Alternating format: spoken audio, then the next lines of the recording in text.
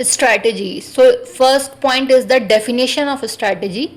Strategy is a planned course of action designed to achieve specific goal and objective efficiently.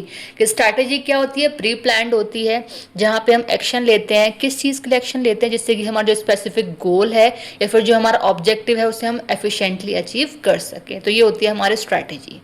ठीक है. Next point is, अगर हम बहुत simple way में कहें तो स्ट्रैटेजी क्या है? वो तौर तरीके या किसी काम को करने का एक डिफरेंट वे, जिसकी हेल्प से हम किसी भी काम को ईजी बना सकते हैं और मिनिमम टाइम में कंप्लीट कर सकते हैं, is known as strategy. Next point is, strategy is a long term plan to achieve organizational goals. कि स्ट्रैटेजी एक लॉन्ग टर्म के लिए प्लान होता है जिसकी हेल्प से हम अचीव कर सकते हैं एक ऑर्गेनाइजेशन के गोल को. Next is, it helps in deciding the direction of the business. कि जो स्ट्रैटेजी है वो हेल्प करती है डिसाइड करने के लिए कि जो हमारा बिजनेस है वो किस डायरेक्शन पे हमें ले जाना है. Next is, it involves effective use of available resources. अब स्ट्रैटेजी में ये हमेशा इन्वॉल्व रहता है कि किस तरीके से हमें जो हमारे पास रिसोर्सेज हैं उनका इफेक्टिव यूज़ करना है.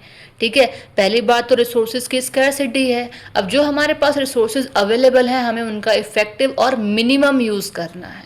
तो इस चीज़ का हमें ध्यान रखना होगा. Next is, strategy guides decision making at all levels. कह रहे हैं स्ट्रैटेजी जो है वो गाइड करती है डिसीजन मेकर्स को कि वो डिसीजन ले सकें एट एवरी लेवल पे. तो हमारी कंपनी में जो लेवल्स होते हैं वो top level, middle level and the bottom level, तो तीनों ही लेवल की यहाँ बात की जा रही है. Next point is, it aims to improve organizational performance and growth. कि स्ट्रैटेजी का एम क्या होता है कि हम इसकी हेल्प से इम्प्रूव कर सकते हैं ऑर्गेनाइजेशन की परफॉर्मेंस को एज वेल एज ऑर्गेनाइजेशन की ग्रोथ को. हमारा जो ऑर्गेनाइजेशन है वो ग्रो करता है with the help of strategies. Next point is, it helps to identify opportunities and manage risk. कि with the help of strategy हम आइडेंटिफाई कर सकते हैं अपनी अपॉर्चुनिटीज़ को कि कहाँ किस किस तरीके से और कौन कौन सी अपॉर्चुनिटीज़ हमें मिल रही हैं. ठीक है. एंड मैनेज कर सकते हैं हम रिस्क को. जब हम कोई भी काम करते हैं सबसे पहली बात रिस्क क्रिएट होते हैं, तो हमें करना क्या, उन रिस्क को मैनेज करते हुए चलना है. Next point is, it provides a framework for achieving success. कि जो स्ट्रैटेजी है वो प्रोवाइड करती है एक तरीके से एक फ्रेमवर्क को जिसकी हेल्प से हम अपने सक्सेस को अचीव कर सकते हैं. Next is, strategy focuses on gaining a competitive advantage. की जो स्ट्रैटेजी है वो फोकस करती है किस चीज़ पर, कि हम गेन कर सकें एक कॉम्पिटिटिव एडवांटेज. देखिए कंपटीशन सब जगह होता है. ठीक है. अगर हमारी कोई कंपनी है मार्केट में तो हम भी डिफरेंट कंपनीज के साथ कंपटीशन करते हैं जिससे कि हम डिफरेंट कंपनीज को बीट कर सके. तो वही कह रहे हैं कि with the help of strategy हम फोकस कर पाते हैं कि जिससे कि हम कंपटीशन को बीट कर सकें या गेन कर सकें उसके advantages. Next point is, strategy aligns organizational activities with objectives. की जो हमारी स्ट्रैटेजीज होती हैं तो with the help of strategies मतलब कह रहे हैं कि अगर हमें कंपनी का ऑब्जेक्टिव अचीव करना है तो ऑर्गेनाइजेशन की एक्टिविटीज को हम अलाइन कर सकते हैं with the help of making strategies.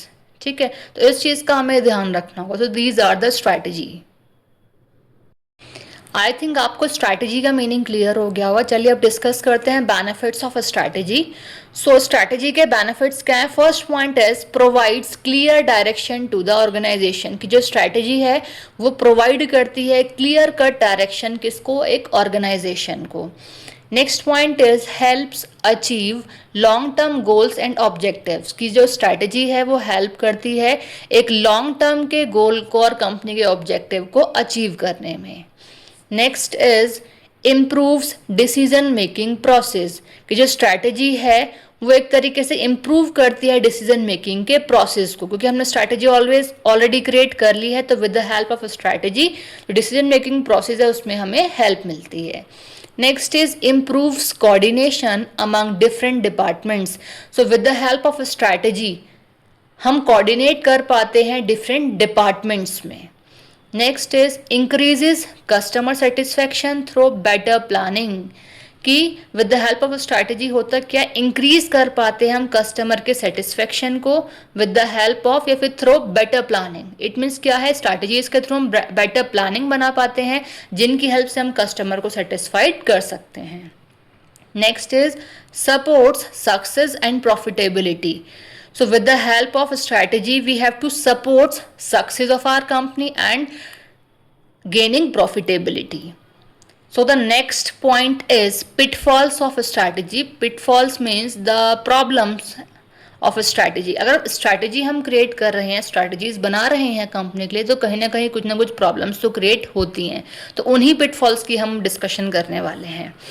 So the first point is poor planning can lead to wrong decisions. कि अगर हमने जो प्लानिंग है वो गलत कर ली, पुअर प्लानिंग कर ली, तो उससे क्या होगा, जो हमारे डिसीजंस होंगे वो गलत हो जाएंगे, रॉन्ग डिसीजन लेंगे हम फिर. ठीक है. Next is lack of proper monitoring and control can reduce is effectiveness. कि अगर प्रॉपर मॉनिटरिंग नहीं है, प्रॉपर कंट्रोल हमारा नहीं है, तो उससे क्या होगा, रिड्यूस हो जाएगी हमारी कंपनी की जो इफेक्टिवनेस है. ठीक है, वर्किंग की जो इफेक्टिवनेस होगी. Next is excessive dependence on a single strategy can increase risk. कि अगर आपने स्ट्रैटेजी क्रिएट कर ली, लेकिन आपने जो सिंगल स्ट्रैटेजी क्रिएट की है, इट मीन्स आपके पास और कोई स्ट्रैटेजी नहीं है, आपने एक ही स्ट्रैटेजी क्रिएट की है और आप ऑल ओवर उसी स्ट्रैटेजी के ऊपर डिपेंड हैं. तो अगर आप एक्सेसिव डिपेंड हैं किसी एक ही स्ट्रैटेजी के ऊपर, तो उससे क्या होगा, आपका जो रिस्क होता है वो इंक्रीज हो जाएगा, क्योंकि आपके पास कोई ऑप्शन में कुछ नेक्स्ट स्ट्रैटेजी है ही नहीं वर्किंग के लिए. Next is incorrect assumptions can result in strategy failure.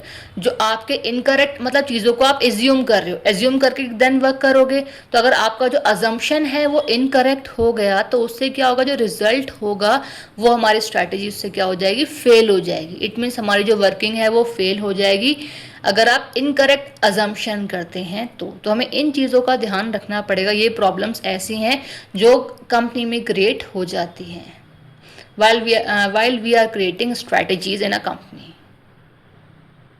I think आपको क्लियर हो गया होगा स्ट्रैटेजी का टॉपिक. अगर आपको समझ में आया हो तो प्लीज़ मेरी वीडियो को लाइक करें, अपने फ्रेंड्स के साथ शेयर भी करें, और अगर आपने अब तक चैनल मेरा सब्सक्राइब नहीं किया है तो चैनल सब्सक्राइब भी करें.